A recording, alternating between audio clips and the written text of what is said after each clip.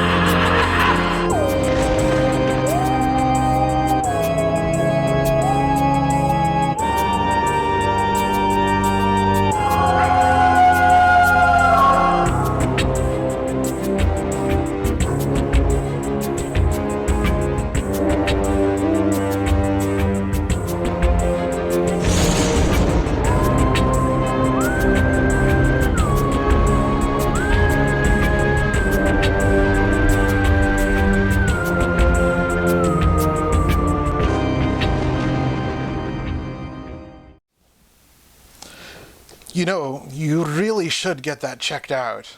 It might be leftover spider venom from that bite you got a couple of weeks ago.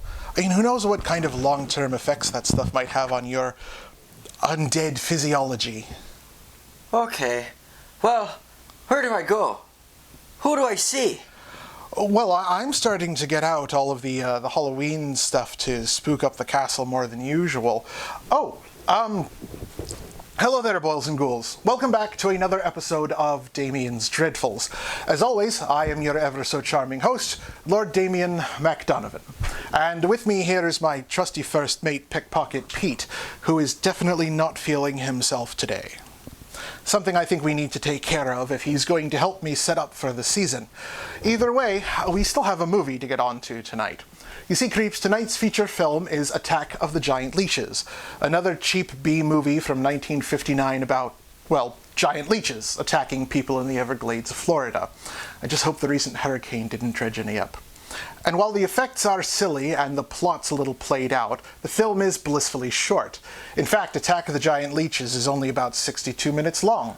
So to fill some time and get Pete the treatment he needs, we will be presenting to you the first episode in another Bela Lugosi serial series, since, you know, we finished off the Phantom Creeps.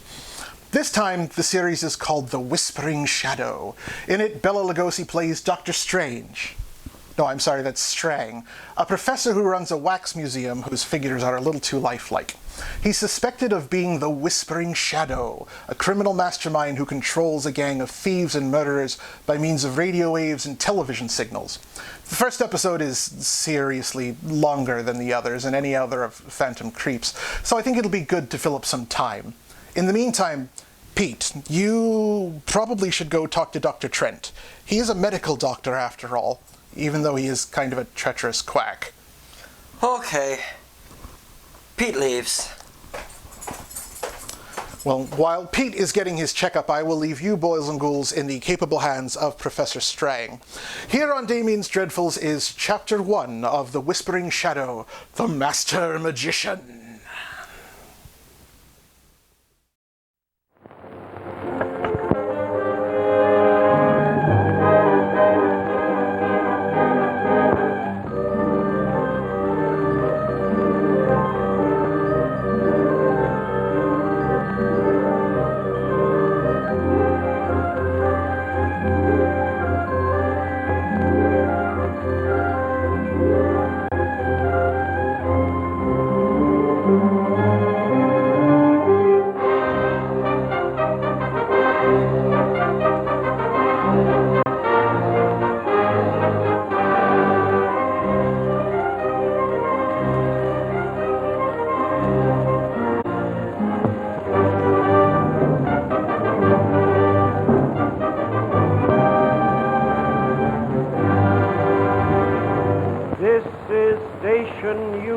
of Berlin, Germany.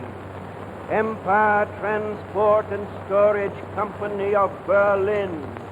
Calling Empire Transport and Storage Company of Los Angeles, California.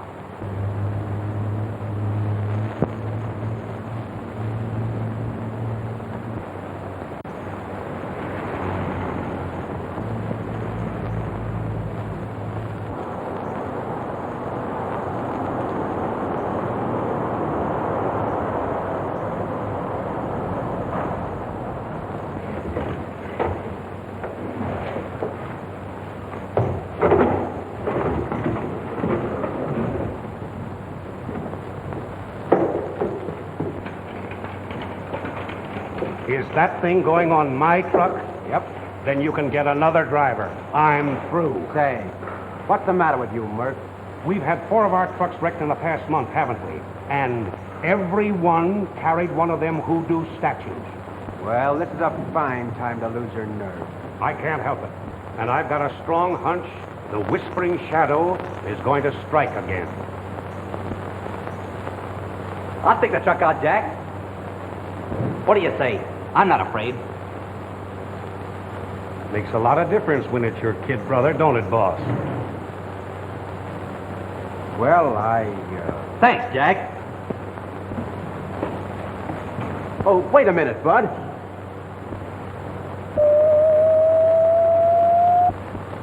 Just want to make sure your radio phone was working okay. The radios were working on them other trucks, but that didn't help the drivers any. Oh, cut out the crepe hanging, will you?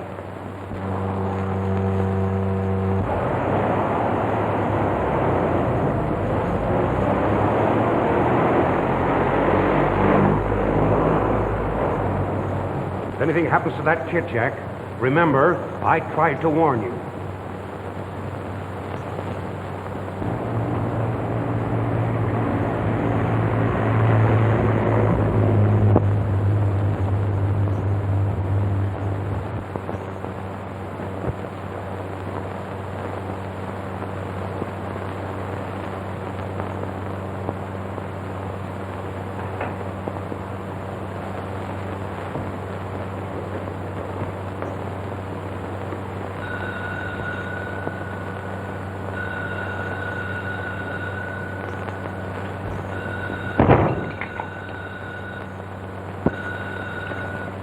Again broadcasting. Hello, Sparks. Get my kid, bro. Got to pick up a shipment at Clearwater. I can't call him right now. There's something wrong with the radio. Who are you talking to? Mr. Foster, he wanted to... Ah, here you go again. Blabbing everything that happens in this department. Here, I'll fix it. You clean up this mess.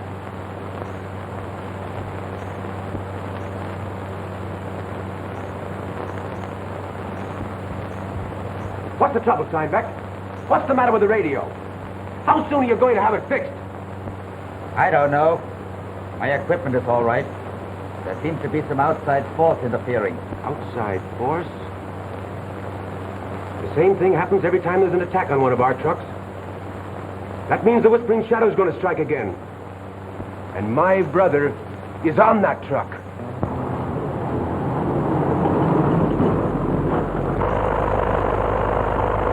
Can't you get the warehouse? No, something's wrong. Don't worry. Nothing's going to happen.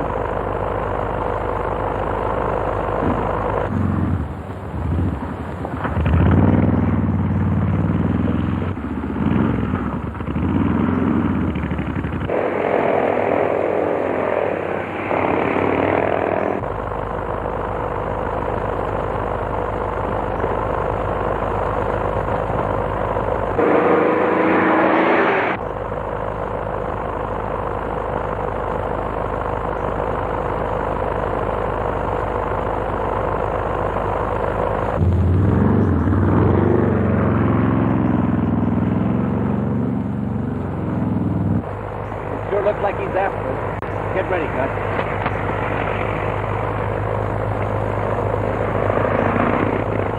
Pull up there. Don't shoot it, Jack!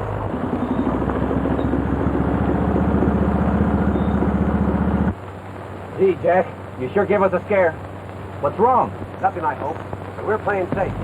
Change the route the next turn off at. What's that? Stay where you are. Whispering Shadow. Look!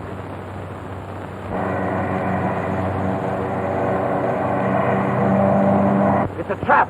Get going, Bud. Fools, you cannot escape. Step on it, Bud.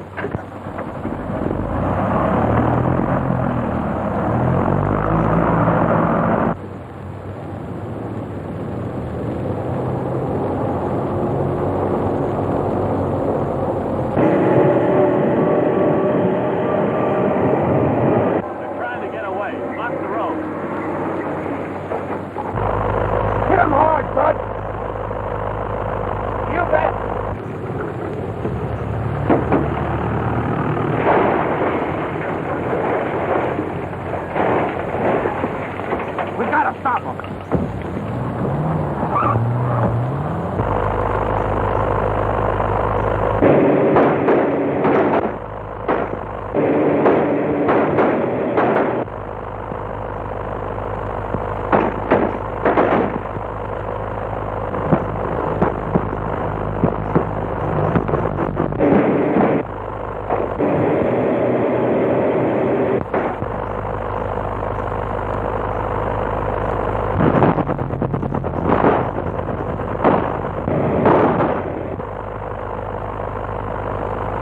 Grab the truck before she goes off the road.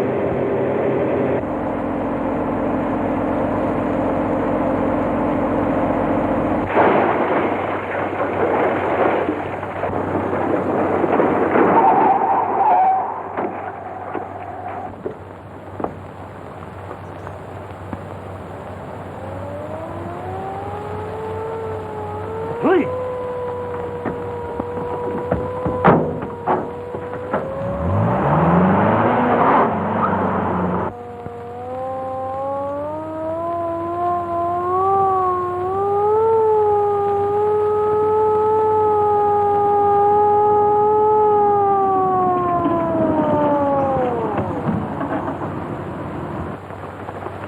Who are you? I'm Jack Fawcett. He's one of the Whispering Shadows men.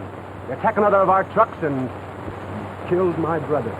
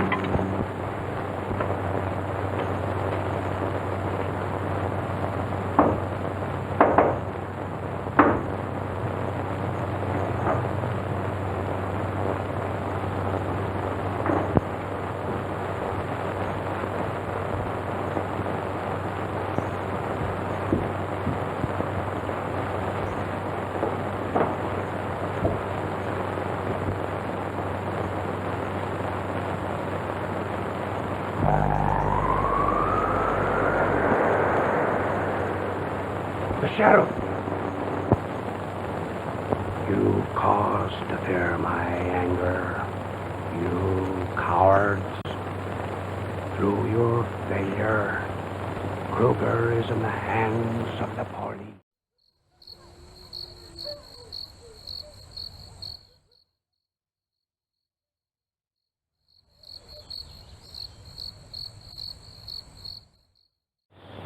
You know who the Whispering Shadow is? Tell us. Who is he? I don't know, I tell you. I never saw him. None of us knows who he is. Come clean or we'll sweat it out of you. You know who it is, all right. Who is he? What's his real name? Come on, quit stalling. Speak up. Kruger is weakening. Watch his light and be warned. I told you the truth before. None of us has ever seen him. None of us knows who he is. You're headed for the chair, Kruger. Lying won't save you. It's the truth, I tell you. All I know is where we meet to get our orders. Where is it? Come on. Tell us. I'll tell. It's...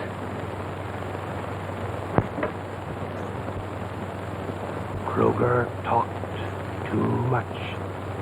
His light has gone out.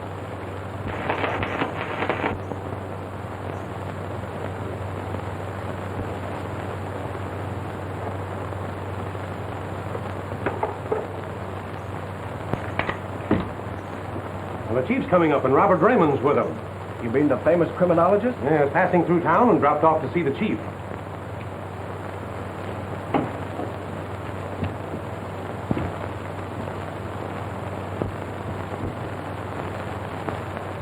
How did this happen? Well, we were quizzing this bird, and all of a sudden he dropped dead. There was no shot from the outside? Not a sound. May I, certainly, Raymond. Glad to have your opinion. Look. Strange. Thing's still hot. It looks like one of the electrodes that they use in the death house. That's exactly what it is. Your man was electrocuted. Electrocuted? Impossible. Well, where are the wires? The diabolical genius that conceived this had no need of wires. That man was killed by a radio death ray.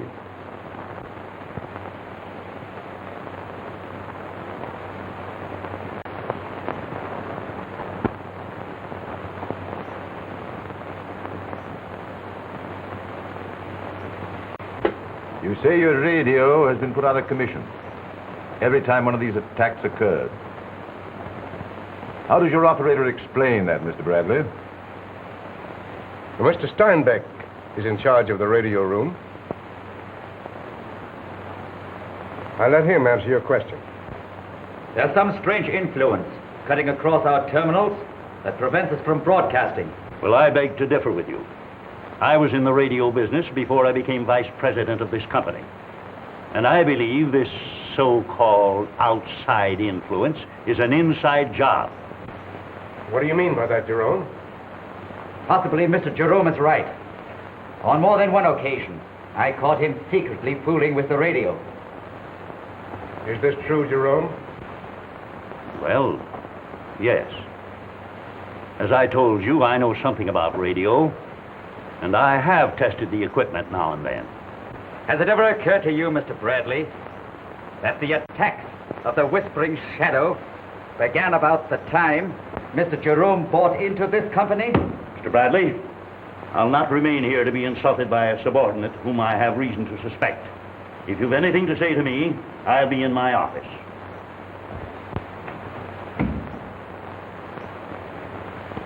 Is there anything else, Mr. Bradley? I don't think we need to detain Mr. Steinbeck any longer.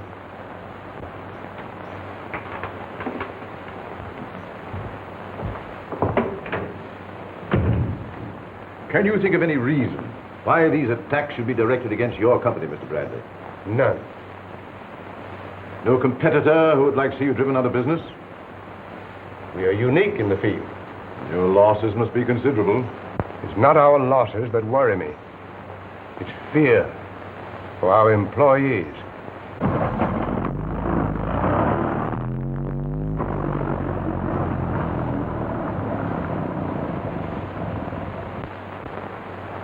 It's getting so I dread to hear the sound of a truck pulling out.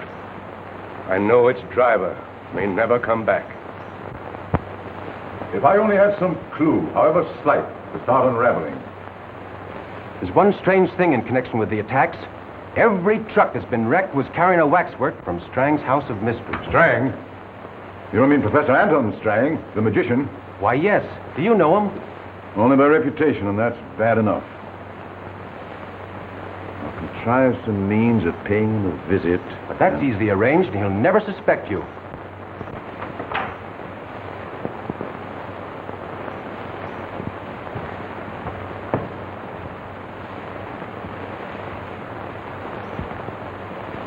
Take your hat, sir. No, thanks.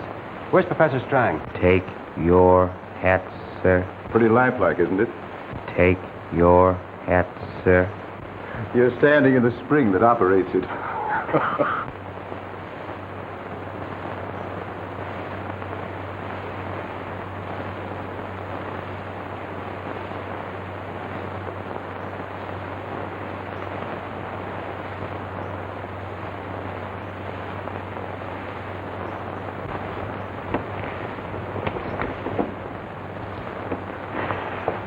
We better watch our step around here. Can I help you? This is the most lifelike one of all. The professor sure knows his girlish figures. I beg your pardon, miss. You wish to see my father? I'll take care of the gentleman, Vera. Professor Strang, we're from the Empire Transport Company. I'm Jack Foster, and this is Mr. Stevens, our insurance adjuster. Yes? Your last shipment was badly damaged in a wreck, Professor. We'd like to settle with you. I have a similar figure in the storeroom. If you'll come with me, we can discuss the damages. Thank you. I'll stay here while you two talk business. By all means. This way, Mr. Stevens.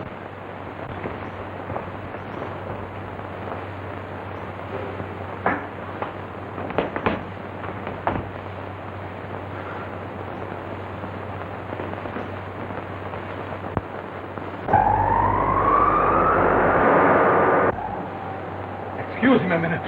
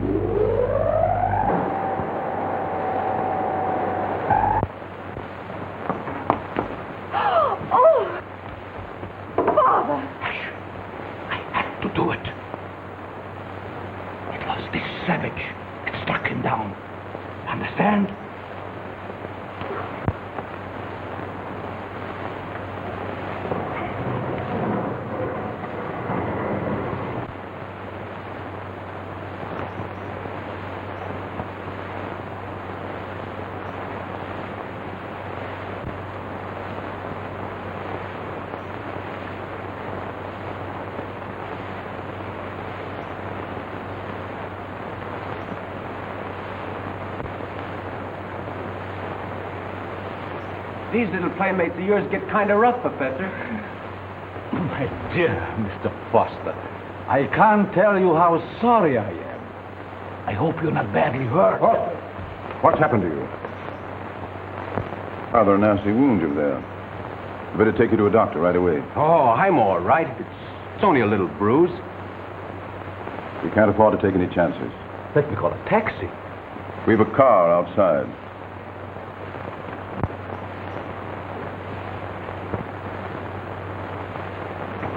The company will mail you a check for the damages to your waxwork.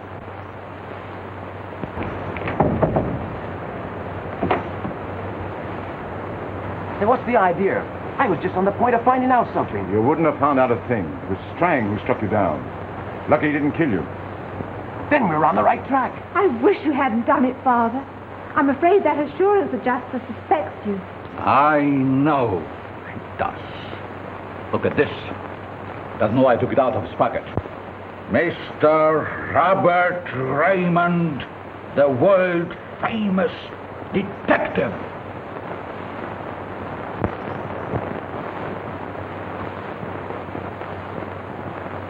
Do you suppose this whispering shadow is wise to our secret? What's the difference if the shadow or this wise dick does find the stuff? Either way, you and me are rotting in jail for nothing. Maybe they won't find it. We hit it pretty smart. I ain't taking any chances. We've got to get out of here. Why, you're crazy. Them guys never miss. We risked our necks to get the stuff, didn't we? Well, I'll risk mine again to keep it. Not me.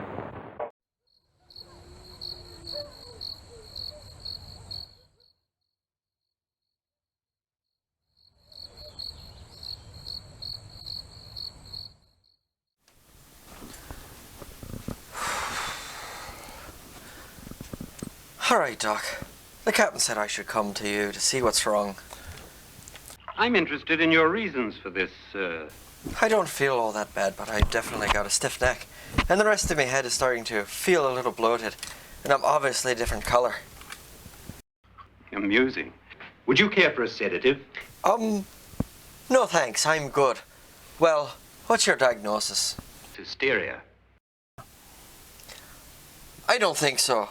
I was bit by a spider a couple of weeks ago, and Captain seems to think there's leftover venom. Weren't you a little frightened at the time? I was a little scared, but I don't think I was hysterical. Fear makes people do amazing things. Let's get a bandage on that. I'm already dead, Doc. I don't think a bandage is going to help. Ridiculous. Okay, so what do I do about the spider bite? Anti-venom? Certainly not.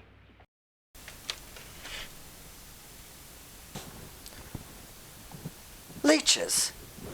Leeches? What a coincidence!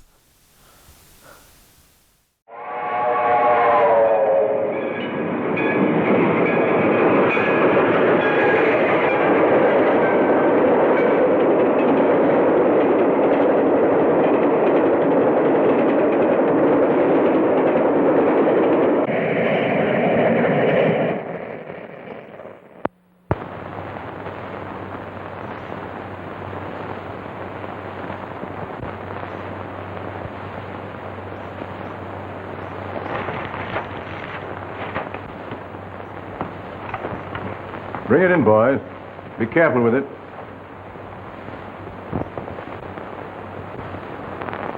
Hello, Professor.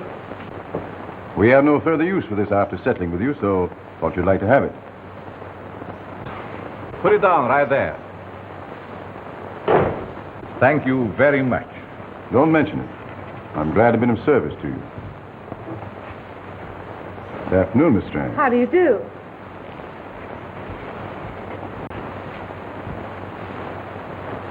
Father, look at this.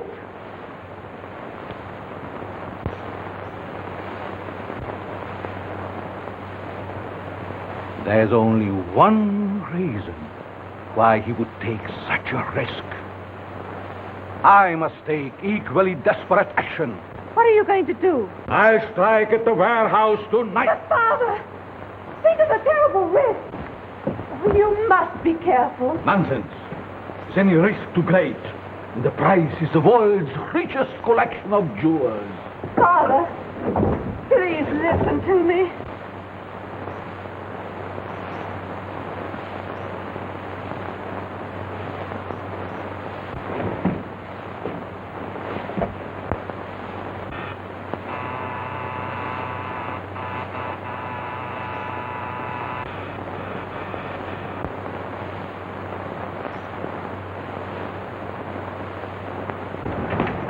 Going to attack the warehouse tonight. We'll be waiting for him, and we'll capture the Whispering Shadow.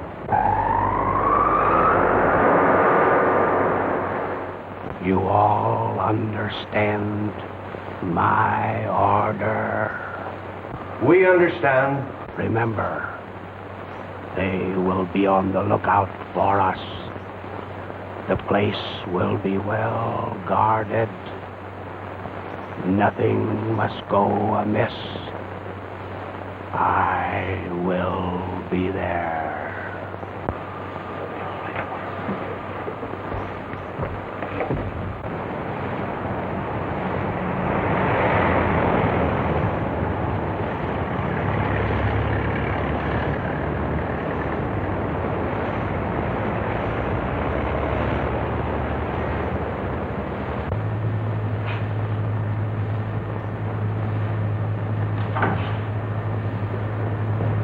Stop where you are.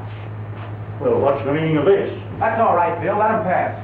Sorry, Mr. Jerome, but the place is being guarded. We weren't expecting you tonight. Do I have to get special permission to enter my own office? I've got work to do tonight.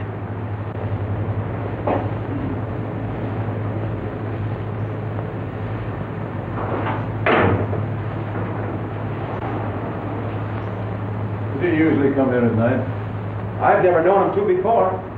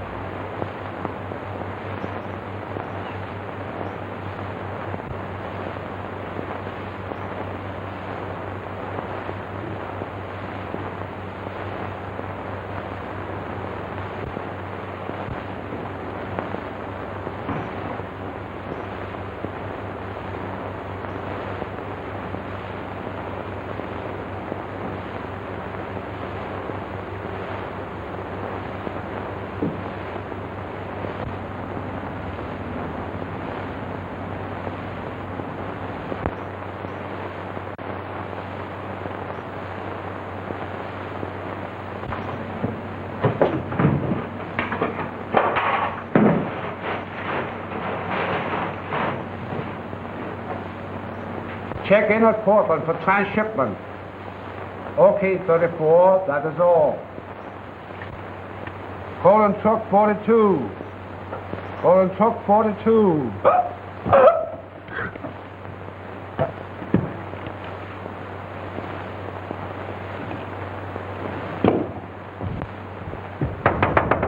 Hey, boss! He's gone dead again.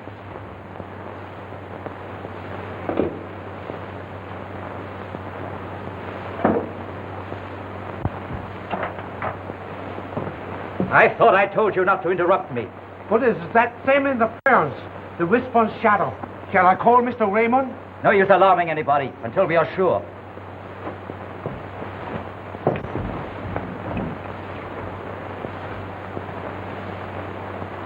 Sounds to me like trouble with the aerial.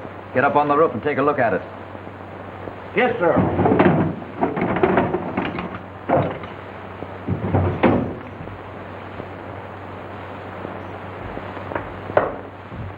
And don't go locking yourself out on the roof again.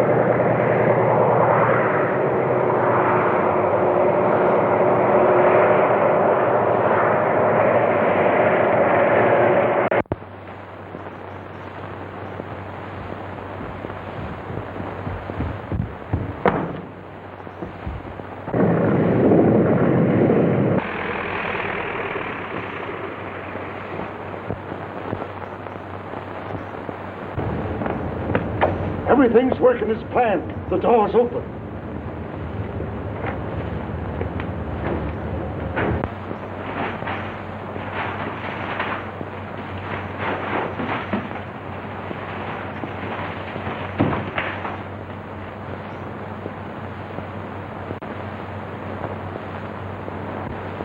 You!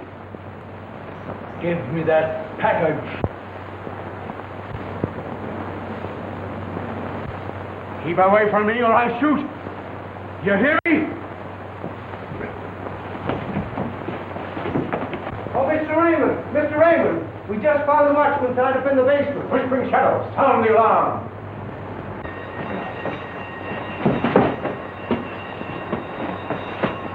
To the roof, quick! What's happened? The Whispering Shadow.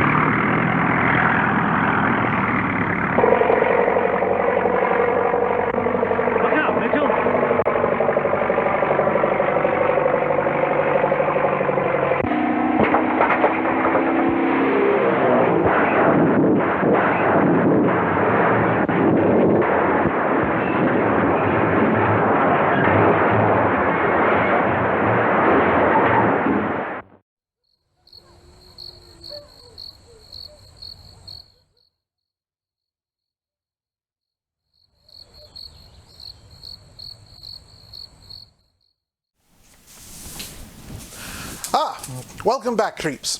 What did you think of the first chapter of The Whispering Shadow? None of the other episodes in this serial are quite this long, so we'll be seeing more of this in the future when we need to fill some time. For now, let's continue on with the main event.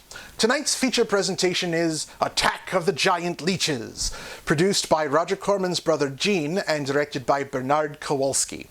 Attack of the Giant Leeches is yet another creature feature to come to us in the wake of fears about the Cold War. A small backwoods town in the Florida Everglades has been invaded by gigantic, monstrous leeches, possibly mutated into this new form by, everyone say it with me, atomic radiation!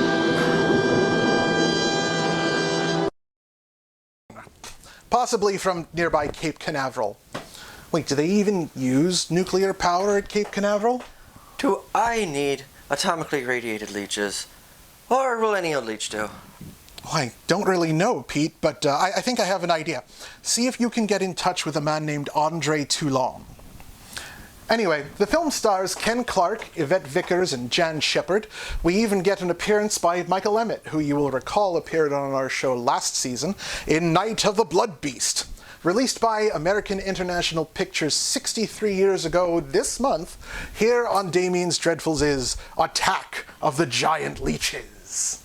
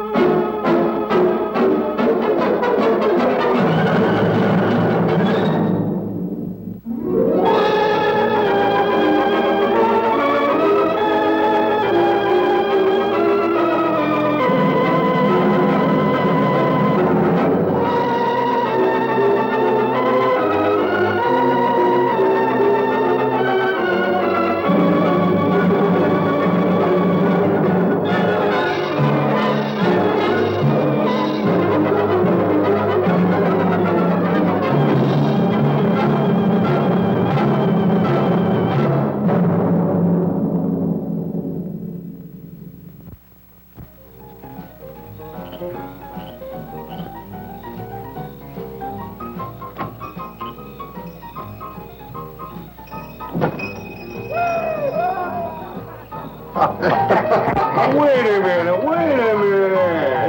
Hold on. Just hold it a second, Lem. Liz? You hear me, girl?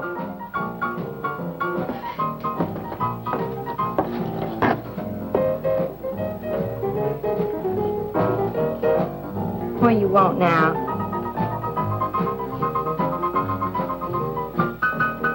You gotta play that thing so loud. It come out like this first.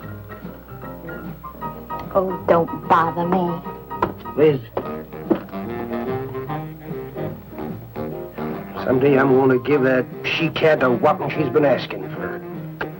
Sure you will, Dave. Bring the law down to her. Let her know who wears the pants around here. Be back in a minute. Any whooping's done back there, I'll lay you a jug. She'll be doing it.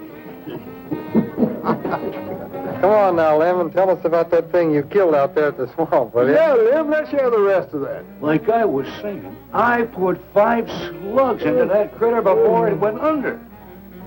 Doggonest thing I ever seen. Had regular arms on it like a man. But it was sort of different looking. Had suckers on them. Like one of them octopuses things. Oh, it was plumb awful looking.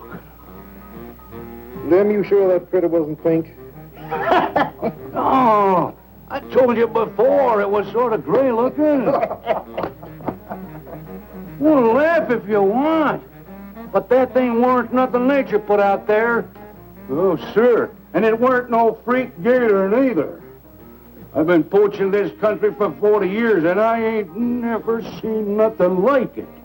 Well, too bad you didn't bring it back. Steve Benton probably pay a fair bounty for whatever it was. Bounty?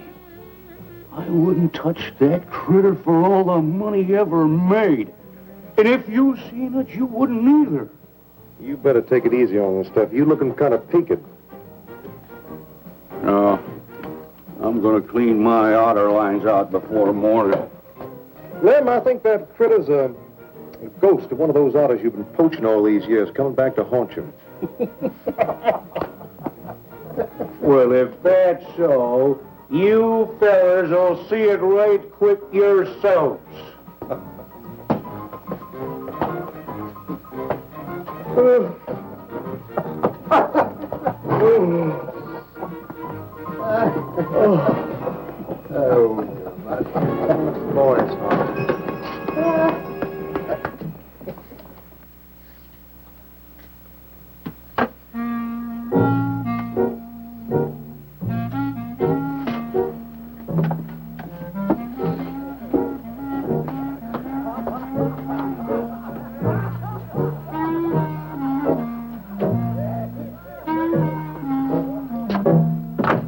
Look, it's not like I want to be mean or anything like that, Liz, baby. But I got a reputation around here. These folks have no respect for a man who lets his woman boss him. Well, next thing they know, they'll be laughing at me. And they'll be telling all the rest of the... Won't you please listen to me, Liz, baby? Liz?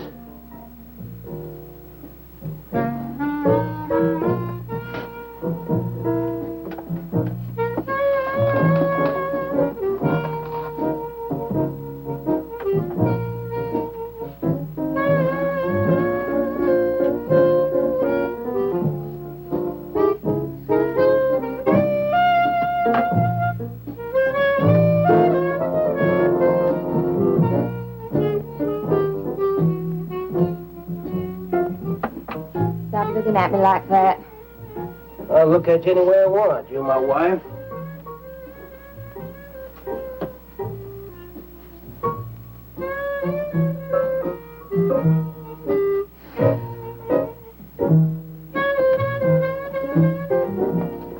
Don't touch me. Who do you think you're talking to? Don't touch me. You're my wife. I'll touch you any time I feel like it.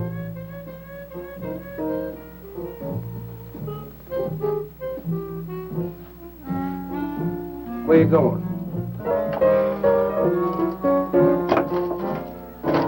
Where you going? I'm going out. Maybe I'll be back. Maybe I won't. Liz, baby, I didn't mean nothing.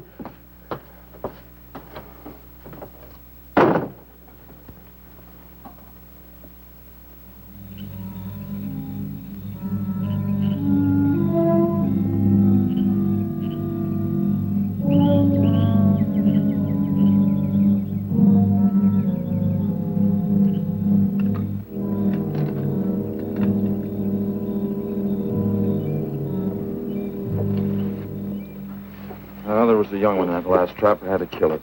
Oh, poor thing. Told you shouldn't have come along.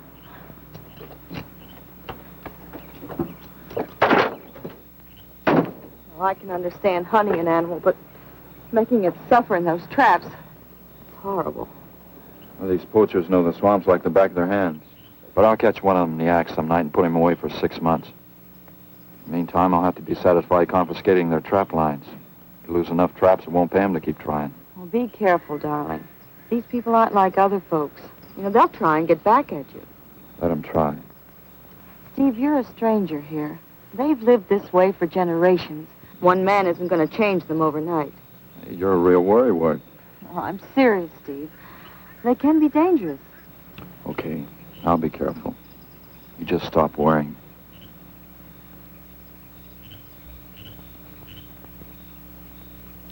Oh, Steve, I love you. I love you so much.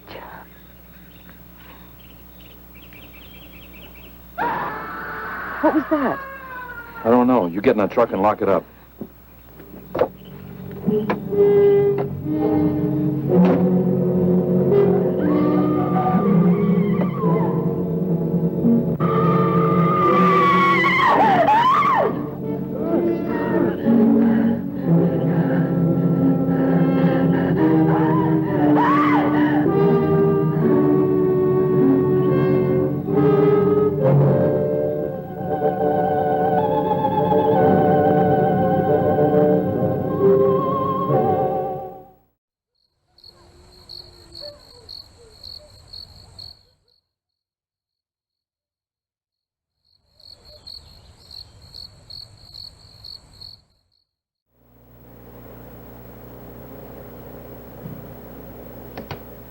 Listen, Benton.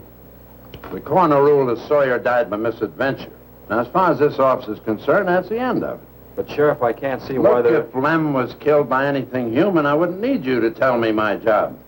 But I'm not about to go tromping through the swamp looking for an overgrown gator. Sawyer wasn't killed by an alligator. Is that so? Did you hear that, Morton? Game Warden Benton says it wasn't a gator killed Lem. Well, then, what was it? You know so much. Go on, tell me. What killed him? Doc Grayson said the wounds were the kind of squid or a large octopus might cause.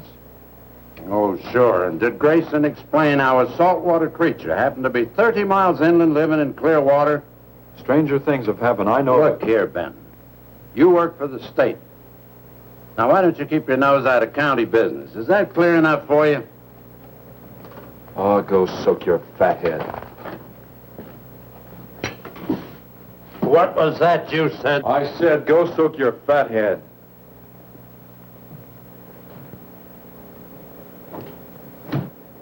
Oh, that boy's looking for bad trouble. And he's sure going to get it. You can bet on that.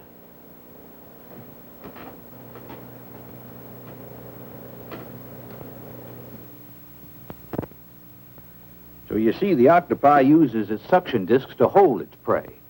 Now, in itself, the disc will not inflict a wound. Same is true of the squid. Now, both creatures have a parrot-like beak as their primary offensive and defensive weapon. Well, maybe the sheriff was right, Dad. Could be a freak or a malformed alligator. No, I'm afraid it wasn't. Well, where does that leave us, Doc? I wish I knew. You know, I'm beginning to think Lem was telling the truth in Walker's store. He did see something that night. Something that had intelligence enough to seek him out and destroy him later. But Sawyer claims to have killed the thing he saw. Put a half a dozen rifle bullets into it. I've seen that old 44-40 used. Nothing could live after being hit with those slugs. Well, conceding the possibility of one such creature, we must also concede the possibility of others. Well, there's one sure way of finding out. Go in and search every backwater, channel, and wet spot in the swamp. If it's there, I'll find it.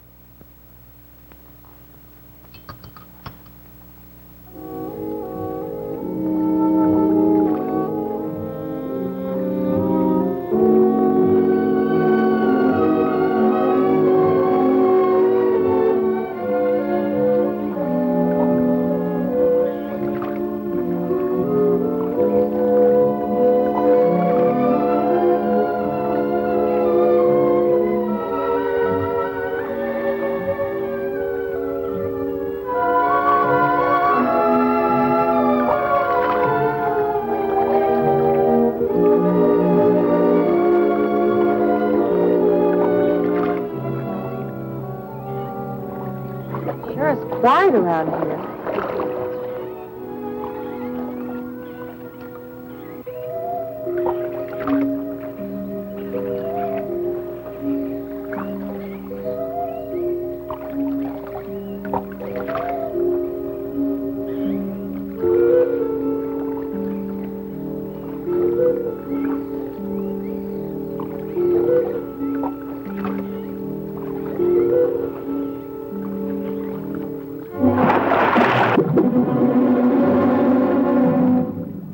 Did you hear something?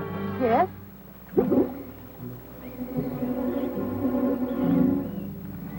Well, whatever it was, it's not here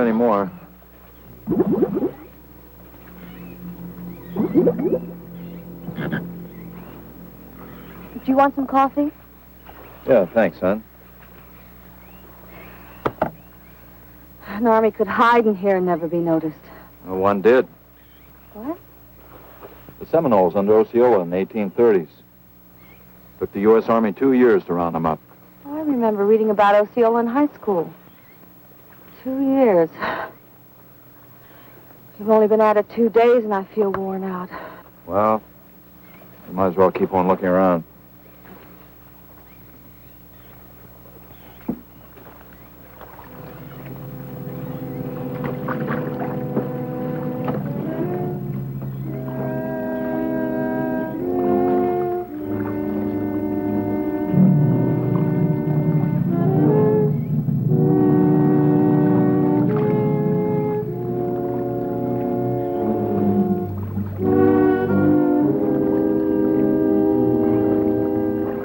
Well, I guess we may as well give up for today. Well, you won't get any argument from me.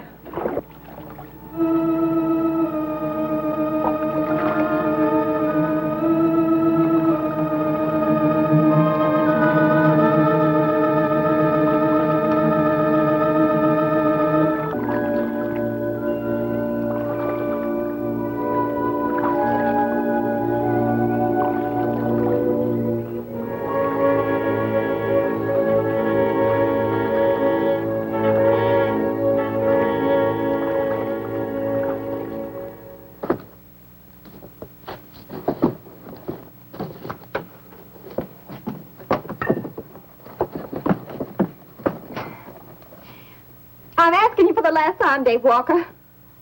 You answer me, you dirty old man. I ain't dirty, Liz, baby. Liz, baby. Liz, honey. Can't you think of anything else to say, stupid? I gotta get this order over to Miss Shovey. She's one of my better customers. Can't keep her waiting. I love you, Liz, baby. Get out. Get out, you fat pig!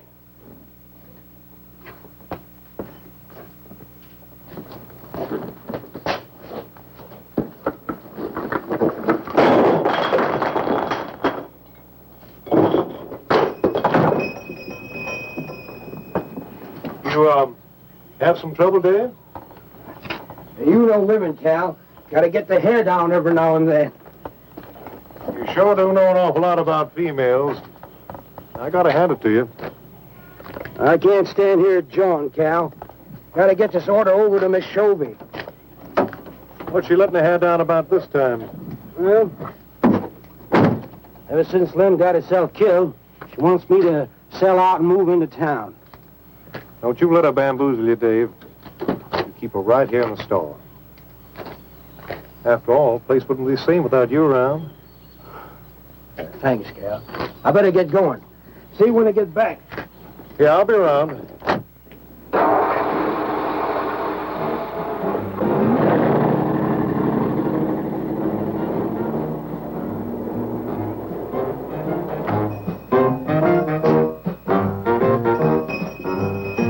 Liz, baby. It's Cal, honey.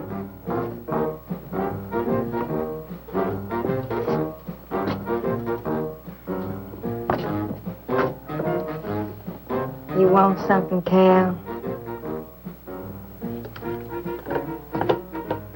I sure do, honey.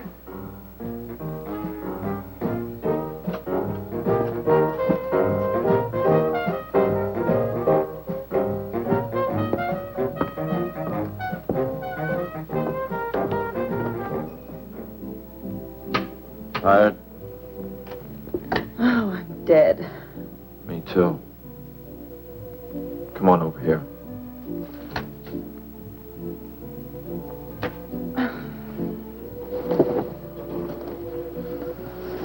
It seems kind of silly knocking ourselves out looking for something we aren't even sure exists. What do you mean? You know, we've covered miles of back channel and haven't come across anything to support your father's theory of an alien creature. Not so much as a mud print we couldn't identify. I know. You're not going to give up, are you, Steve? Well, I can't waste any more time on a Wild goose chase. With all respect to your father's ideas. Dad seems so sure.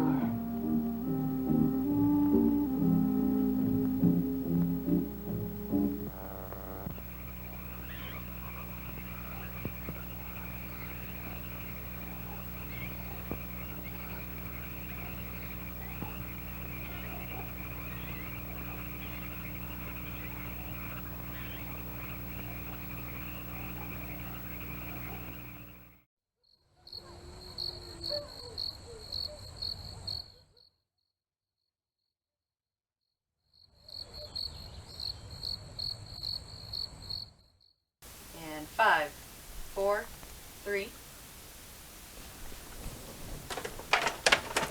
Ah, there you are, Pete.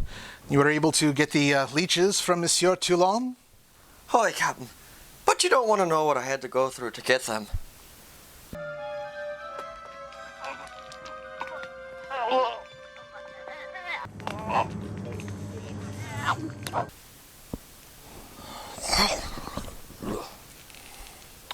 All right, well, let's see what we've got here. So, what do I have to do? Stick to me my head? Or do I put on a spider bite or, well, something else? Oh, don't be ridiculous, Pete. This isn't the Dark Ages. Just pop 4 or so in your mouth and let them dissolve slowly. Ah, there you are, my little crypt kickers. Enjoying the movie so far? You know, I think our presentation of Whispering Shadow put us a little bit behind schedule. Now we're on a time crunch to fix Pete, show the movie, and get our Halloween setup going. Of course, movies like this are used to the time crunches as well. The old Corman method, you know. Attack of the Giant Leeches was shot in only 8 days, including the outdoor sequences, and none of that was filmed in the Florida Everglades. No, to save time and money, Corman shot the swamp scenes in the Los Angeles County Arboretum and Botanical Garden. The short filming schedule didn't stop Corman from taking a break for a while, though. He had to. He didn't want to pay the grips extra money for pushing the raft in the water, so he did it himself. Got pneumonia. Had to spend a few days in the hospital to recover before finishing the movie. You know, I bet he wasn't prescribed leeches for anything while he was there. Uh-oh. Uh-oh? Uh-oh what? Remember what I said about just dissolving a few under your tongue? Yeah. Well, I'm sorry, Pete, but you were right. Monsieur Toulon's instructions right here say for external use only. I'm sorry. Well, while Pete regains his constitution and we start this process over again, I'll let you creeps get back to the film.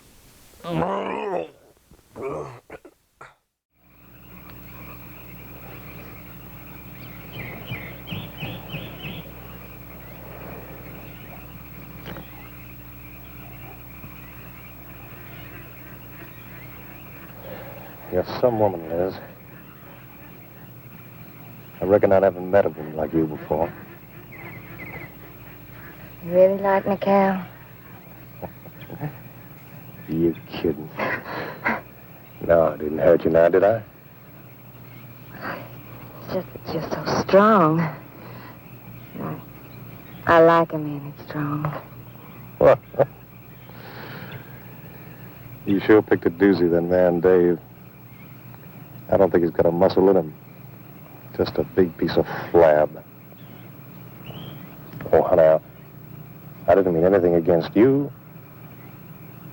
Just that I can't see a real woman like you tying in with a tub-o-lard like him. You wouldn't understand, Cal. You know, I've wanted to tell you. You just wouldn't understand. Pete, try me. Come on, you tell old Cal all about it.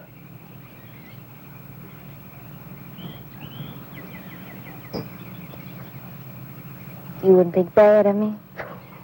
Crazy. You tell me you killed your pa and your ma and your whole family. I fight to protect you.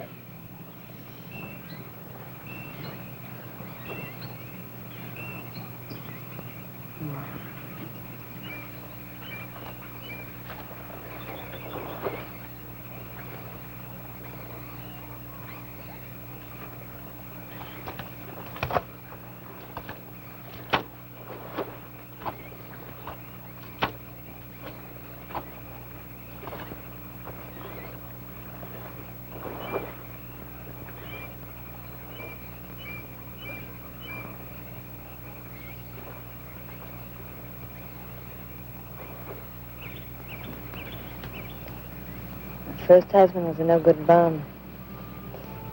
Couldn't keep a job more than a week. Used to get lushed up, come home beat up on me. He must have been a prize pig. One night he tried to hold up a gas station. He was so drunk he couldn't even run. They caught him less than a mile away. Got sent up.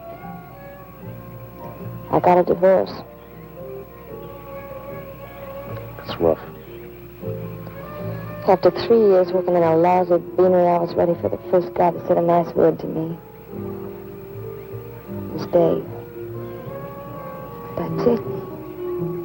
I wish it had been me. I'd know how to take care of a woman like you, Liz. Maybe it ain't too late, Cal.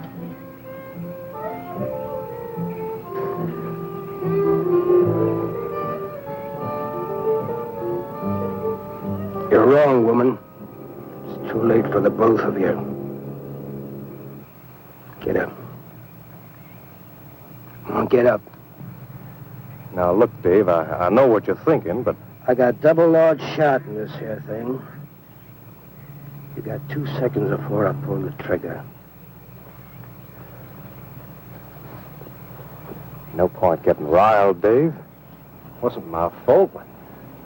She's been pestering me for months to take her out. Sure, Cal.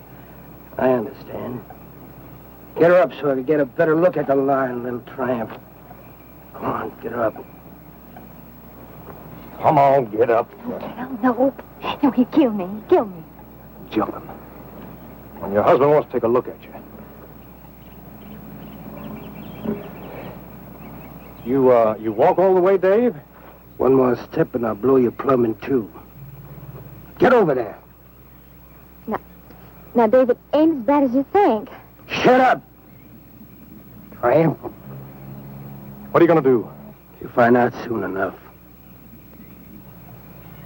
Dave, you put down that gun before I get mad and make you eat it. You go ahead and try it, Cal. Go right ahead and try it. Move! Move!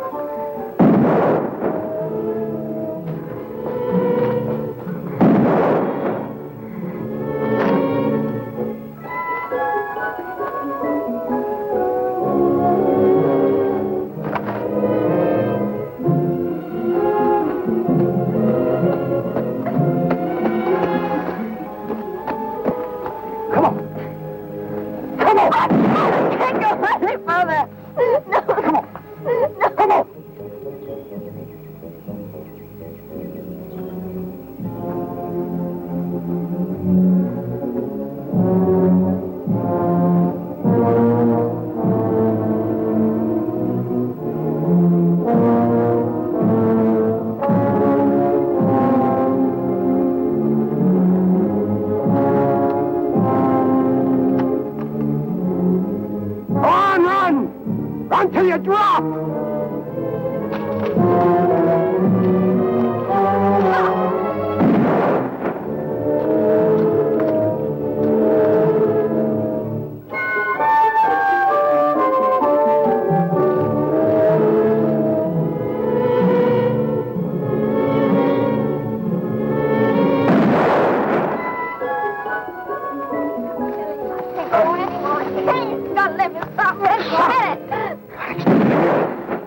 Like a fool child. Go on.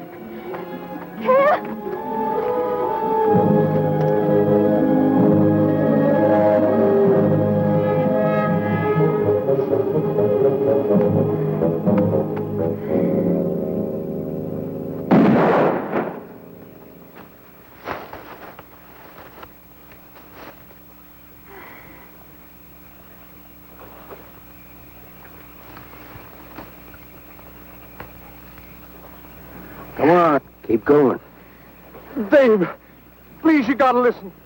It wasn't my fault, honest. She kept playing up to me every time you turned your back. It wasn't my fault. You call yourself a man? You and your muscles. Shut up, you tramp! If it wasn't for you, I wouldn't be in this fix. And my old friend Dave wouldn't be doing this thing to me. It's all your fault. Get going. But Dave, we've been friends. We've been friends a long time, Dave. You wouldn't kill an old friend, Dave. If you don't move, I'll kill you where you stand. But Dave! Pray, big man. I didn't mean it, Dave! Dave, I didn't mean it! Dave, the kid is out here! Please, Dave! I'm sorry! I'm sorry, honey. I'm sorry, Dave. I'm sorry. I didn't mean it. I'm sorry.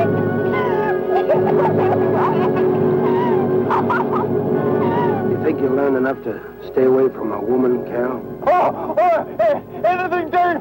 I'll move out of the county. I'll do anything you say, Dave. Anything. All right. Come on out of there. Dave, give me a hand. How'd you go?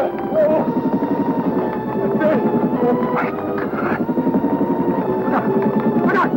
Behind you!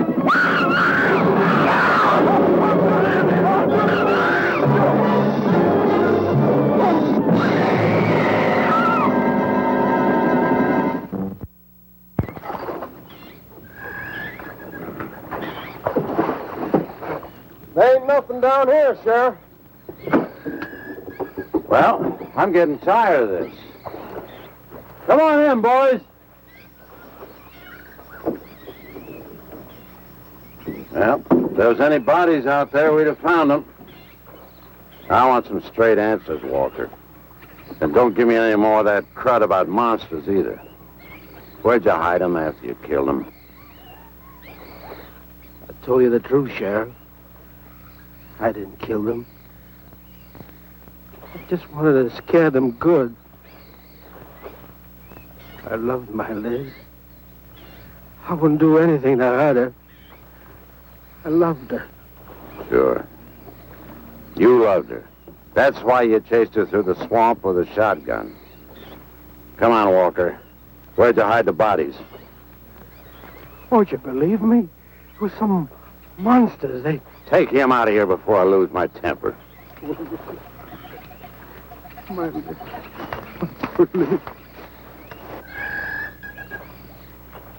County fair reward if someone finds a body, Sheriff? $50. Each.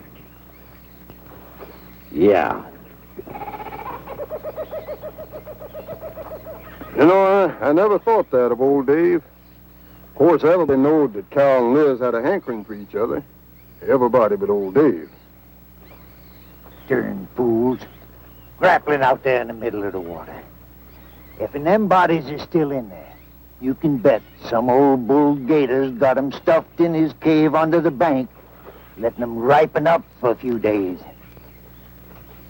Yeah, well, what we need now is some long cypress poles to go in there and probe them gator caves. Yeah.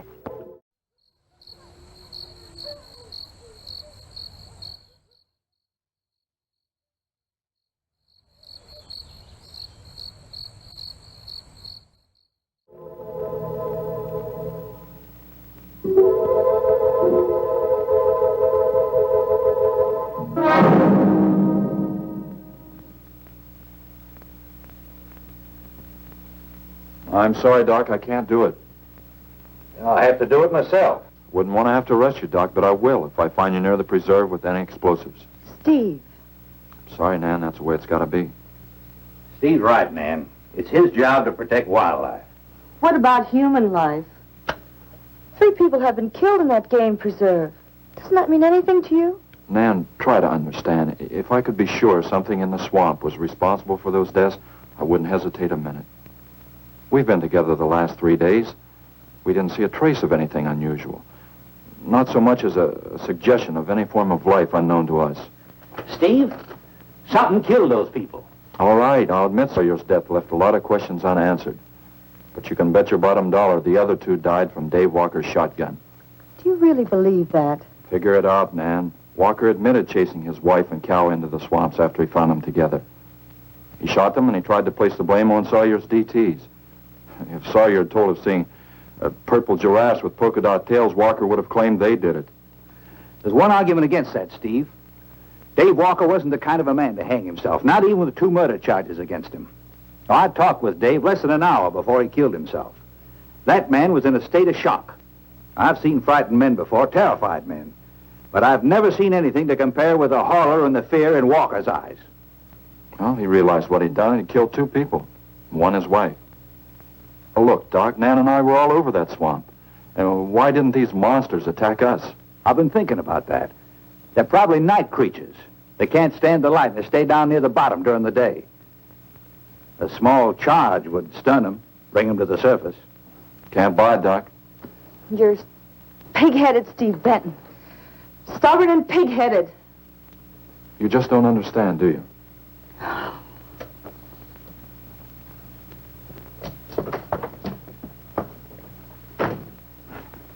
Good night, Doc.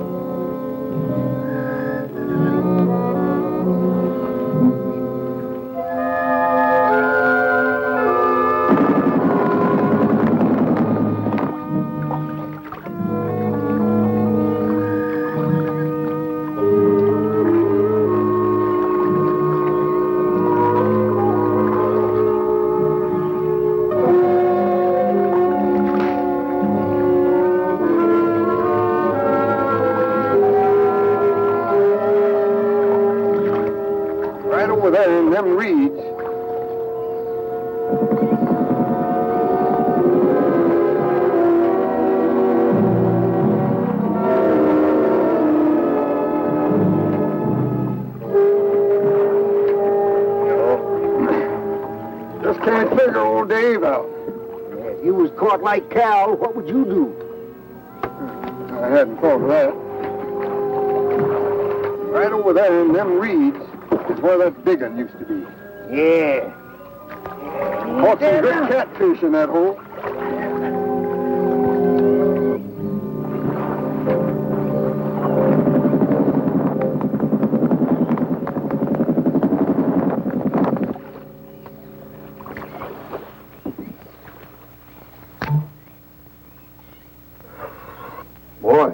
This is sure a hot one.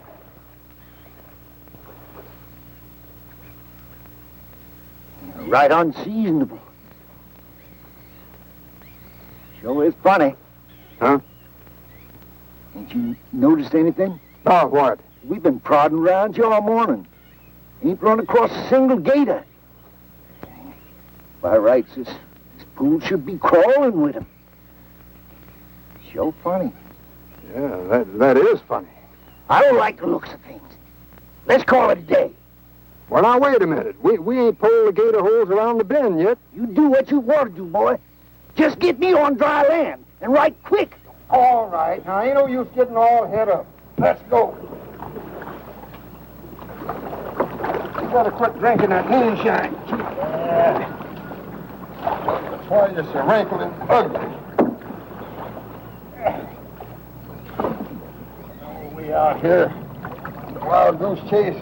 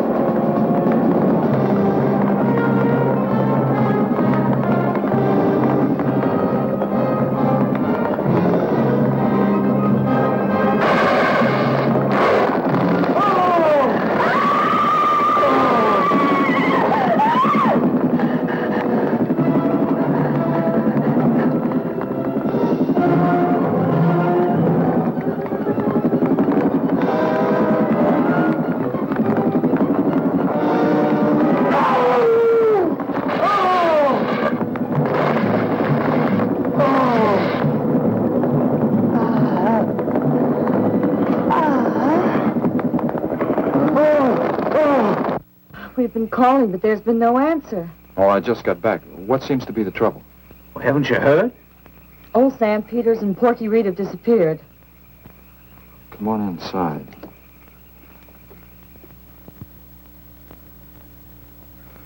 You know, Clovis, nothing would please him more than to have all the swamp people disappear. Swamp trash, he calls them. I know. They have about as much regard for him as he has for them. When they're worried enough to go to him, you know something's wrong. Mrs. Reed said the men went searching for Cal and Mrs. Walker's bodies, and they never returned. Clovis says he'll get up a search party if they don't show up in a couple of days. Doc, you and Nan take your car and get as many volunteers as you can. Tell them to meet me at the old wagon road. I'll call Doak Evans and have him bring his dogs. Either they're lost or they've had an accident. I hope to heaven you're right.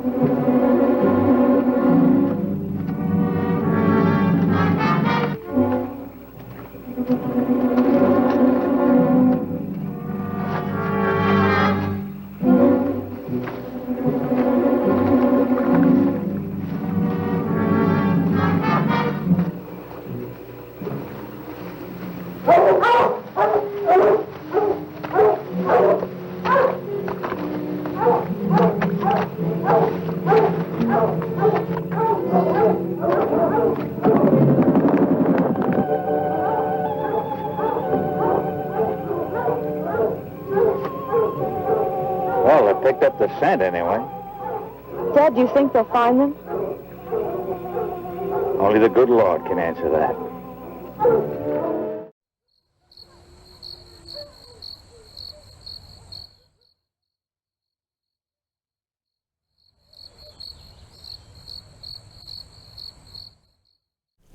Well, how's it going?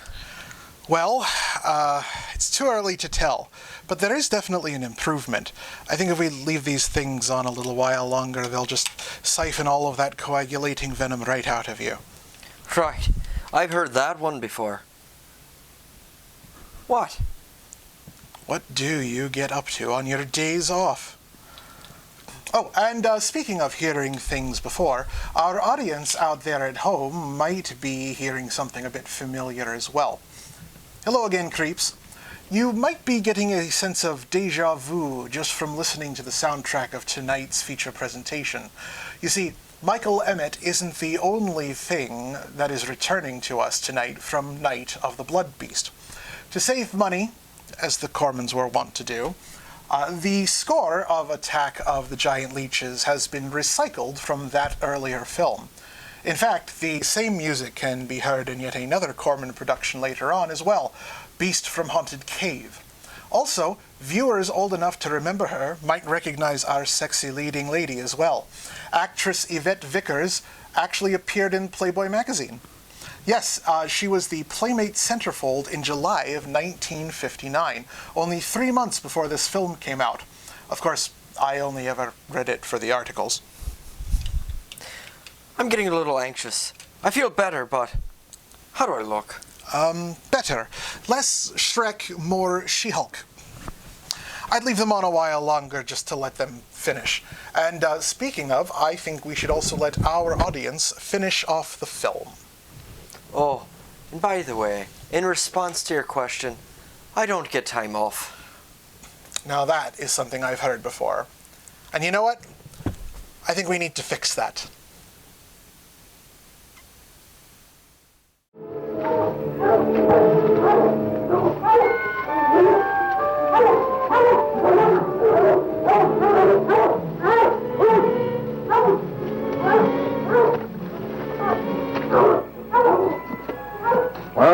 we know they got this far. All right, let's split up into two parties and circle the lake. Keep your eyes open. Let's move out.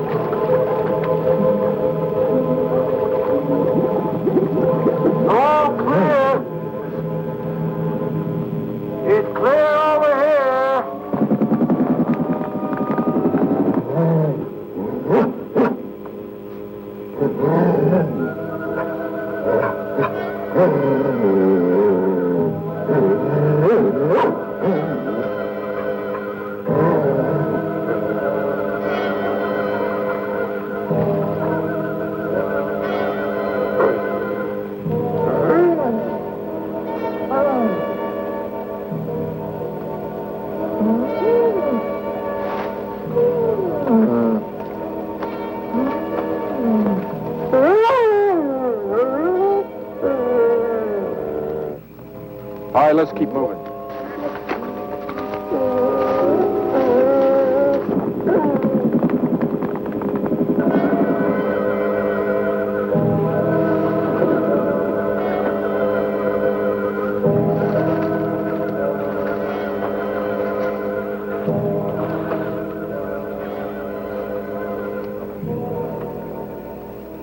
Well, we can't do anything more tonight. Might as well start back. I reckon ain't no use hurrying now, Mr. Benton. Reed and old Sam was alive. They'd let us know with a holler or something. Yeah, it kind of looks that way. You fellas notice anything about this lake? I mean the gators. What about them? They ain't. A piece of water this size usually has maybe 50, 60 big uns around. A whole lot of little ones. It's real unnatural. Well, maybe our torches scared them away. Nothing scares gators. Nothing. Animal or human. Well, we might as well get out of here.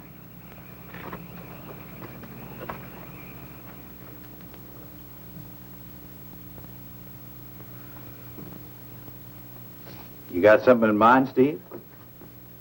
I keep thinking what Evans said about the gators. Nothing scares them, animal or human. And yet something made them leave. Maybe a mineral contamination. Guess I better run some water samples. Come on, you two. Drink your coffee. And supposing there is no contamination? Well, then I'll send over to Eastport for a diving rig and go down to look for this monster of yours. No, Steve, don't even joke like that. I'm not joking, Nan. I had some training with an aqualung while I was in the Navy. But, Steve... Look, there are 2 bodies we know for sure down there. Maybe 4. They've got to be brought up. Wait a minute. There are no alligators in that part of the swamp, right? So? No sign of any fish or snakes? No. Well, what are you getting at, Doc? Well, there goes your argument about setting off a dynamite charge underwater. You'd bring the bodies to the surface. Get it out of your mind, Doc. I'm not using any explosives as long as there's another way. Why must you be such a... Stubborn pighead? Exactly.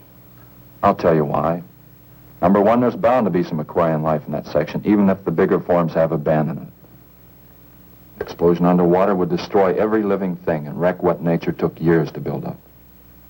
Number 2, I'm paid to prevent the useless slaughter of wildlife. Number 3, I'd have to get authorization. And to get that authorization, I'd have to come up with a heck of a good reason. Satisfied? Finish up, Dad. I want to go home. Steve, how long will it take to get this diving equipment from Eastport? A couple of days. Why? Oh, nothing.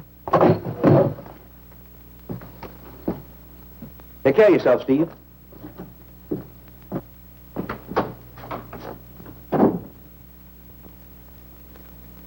Well, here's hoping. Dad, can't you throw the dynamite in from here? No, I want to get it out into the middle, in the deepest part.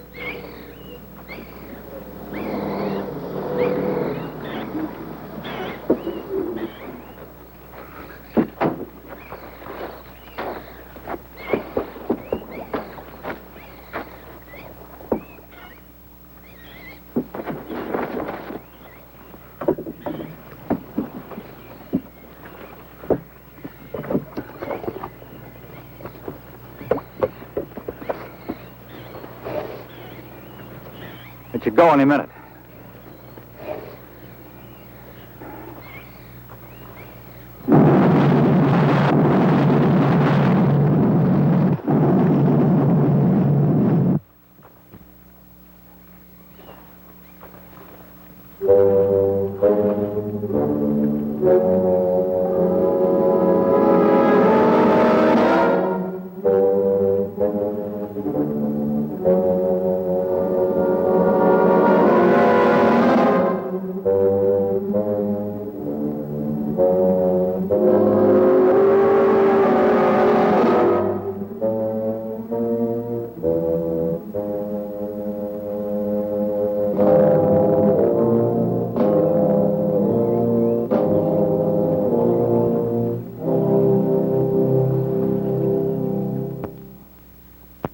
Just can't figure it out. Walker's wife, why didn't her body come to the surface? I don't know. I think I better walk over to the coroner's office. What's the matter, Mr. Benton? You feel awkward about arresting my father in his own home? I warned him I'd arrest him if he used dynamite. It's nice of you. Well, the autopsy should be over by now. Oh, Steve. I thought you'd be here. I don't like to have to do this, Doctor. Do we have time for a cup of coffee first? Sure. You mind, honey? No, I'll make some sandwiches.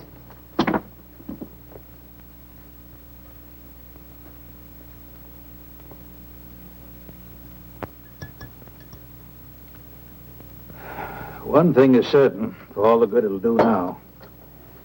Dave Walker didn't shoot Cal. I just come from the autopsies. Covers tried to keep me out. But I told him I'd raise a stink they'd smell all the way to the Capitol if he did. Well, what killed them, Doc? Not drowning. And Cal wasn't shot either. Every drop of blood was drained out of their bodies.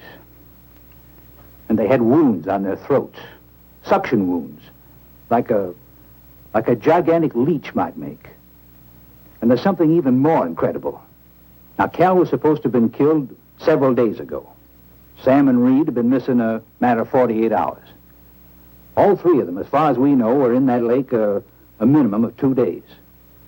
Now, I'd stake my reputation as a doctor that Cal hadn't been dead more than 2 or 3 hours when we found him. And the other two less than that. First stage rigor mortis started in during the autopsy. But how could that be, Doc? It's impossible. The coroner will confirm it. Whatever killed him is still in that lake, and it's going to take more than dynamite to get it out. Concussion from those charges would have killed a full-grown whale. That explains how Cal and the others lived after they were supposed to be drowned. What do you mean? Well, this whole region is riddled by caves and caverns cut out by the ocean thousands of years ago. If there are caves above the water, then there must be caves under the water. Go on. Mike and I had a chance to fool around with some frogman equipment captured from the Italian Navy. We sort of prowled through a sunken transport off Salerno. When the ship went down, it trapped some air inside the hull. We'd go down, come up inside the officer's lounge, take off her face mask, and sort of sample some of the bottles floating around. We'd drive the guys crazy trying to figure out how we were getting the stuff. You mean you think that there's an air pocket or a cave underneath the lake? Right, gotta be. How else could those people have lived down there? Not only that, it explains how, whatever it is down there, lived through the concussions. Steve. Liz Walker. She might still be down there. Alive.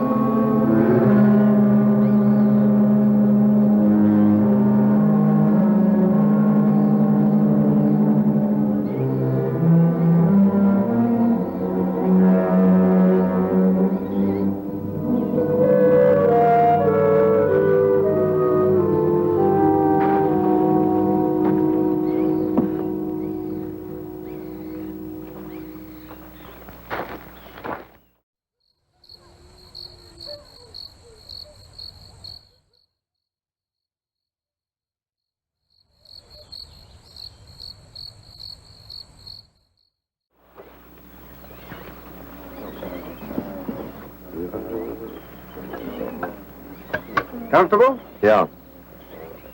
You sure you don't want me to go down for you, Mike? You haven't had one of these things on for a long time. Well, me, every other day I've been playing fish. Not this time, Mike. If you ask me, they ought to have their heads examined. Giant leeches. Well, I'm willing to bet a month's pay they don't come up with nothing more than excuses. He's crazy. Him, the doc, and his brat, too. Just wait till I get on the phone to the Capitol. I'll guarantee somebody will wish they'd kept their nose out of other people's business. I'll guarantee that. Let's go, Mike. Whoa. Steve. Be careful, please. Don't worry, Mike will be ready if anything goes wrong. Don't worry about Steve. Now, if you were going after Barracuda, you might have a tiny bit to worry about. Ready, Mike?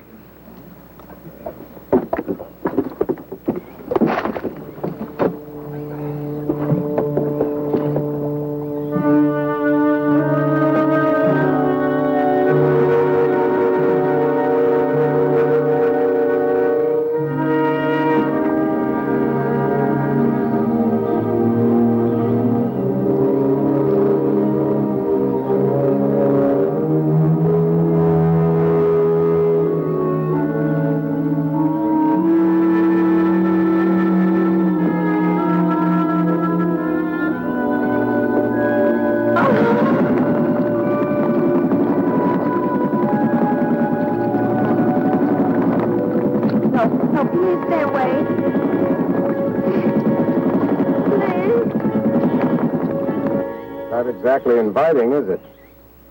That sure isn't. Hold her steady, Mike.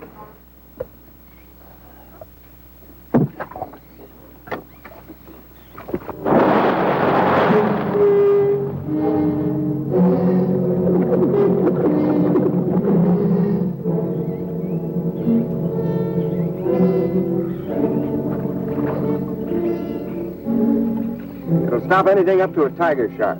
But you got a hit. Misses don't count. Now, anything goes wrong, just yank on the line, and I'll be down in a hurry.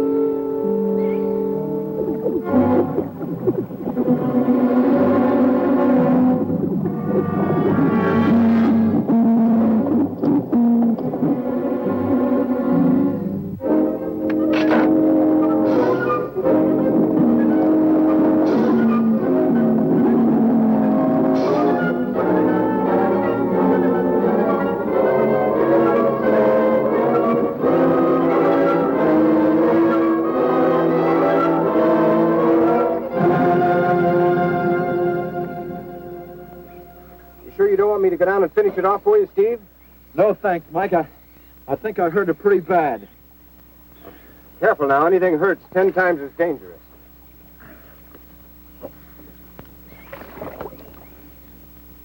He's wounded it. He's going to finish it off. Does he have to go under again? He's got to make sure, honey. Where could it have come from? I wish I knew. We'll have to make some tests. Maybe the proximity of Cape Canaveral's got something to do with it. The rocket station? Well, they use atomic energy in the first stages of launching. Not all of them have been successful. You think that if some animal life was close by, not close enough to be killed, but close enough to feel the effects of a radioactive energy that's... A mutation. A type of gigantism of some common animal. Whatever it is, I hope he's able to bring it up.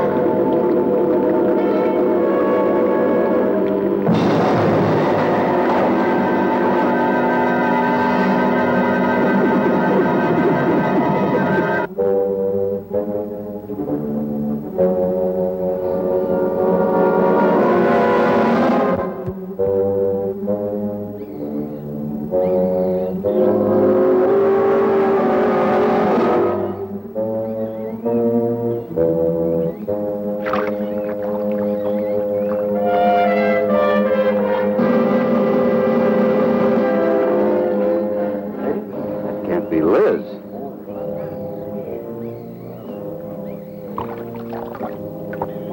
What could have done that? Look at her face.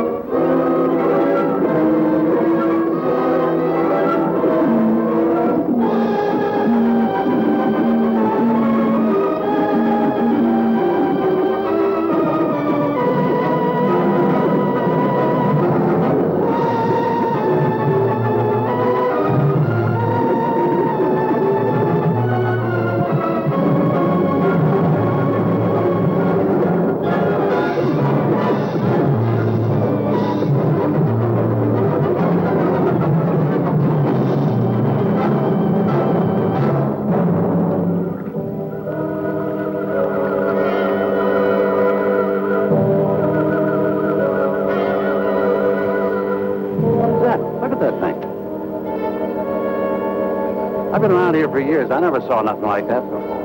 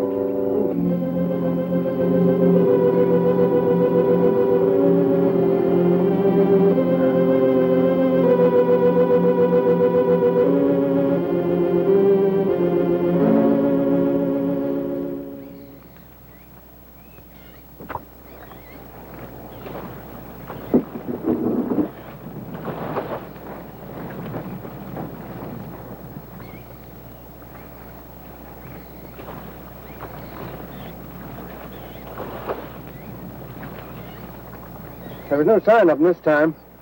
They must be licking their wounds.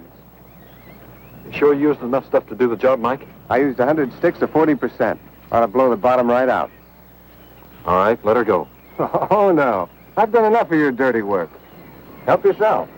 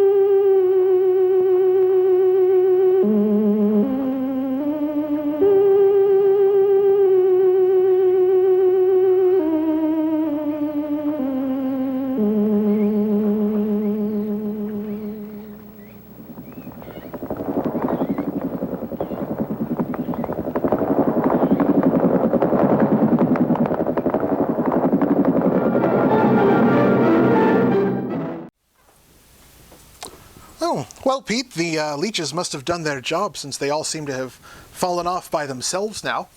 How do you feel? I feel great, although I'm not my normal pale blue self. What color would you say this is? Viridian. Viridian. Now, why do I know that name? Blue-green, hydrated chromium oxide. It's not your usual tint, but it does look a little familiar. Oh, yeah. I think this might be the color I turned when they first hanged me. Aha, hence the stiff neck. The spider venom must have inflamed an old wound. I think helping you chase down that demon through the freezing north also must have changed me color. I can understand that, but the less said about that, the better. Anyway, how did you like the film, Boils and Ghouls? Some might say that the less said about Attack of the Giant Leeches, the better too. I find it kind of fun, though, and certainly the leeches look better than expected. Definitely better than Corman's monsters from Night of the Blood Beast, or even Creature from the Haunted Sea. Film critic Leonard Maltin gave the film only 1.5 out of 4 stars and called it a ludicrous hybrid of white trash and monster genres. Despite this, Attack of the Giant Leeches actually has a 70% approval rating on Rotten Tomatoes and has garnered a remake. In 2008, director Brett Kelly gave us his modern, extremely low-budget take on the film. Though I will give it some credit for the giant leeches actually looking like regular leeches, just bigger. Oh, and of course there's the stage adaptations. Yes, there's at least one, possibly 2 different stage plays based on the movie, really amping up the comedy and, just the comedy aspect of things. One adaptation even allows for multiple roles to be played by 2 actors. Wait! What? Anyway, I think that will just about do it for us tonight, creeps. Thank you again for joining us on another episode of Damian's Dreadfuls. This has been my newly rejuvenated first mate, Pickpocket Pete, and as always, I have been your ever-so-charming host, Lord Damian MacDonovan. We'll see you next week with another alien invasion film, but until then, have a ghastly evening.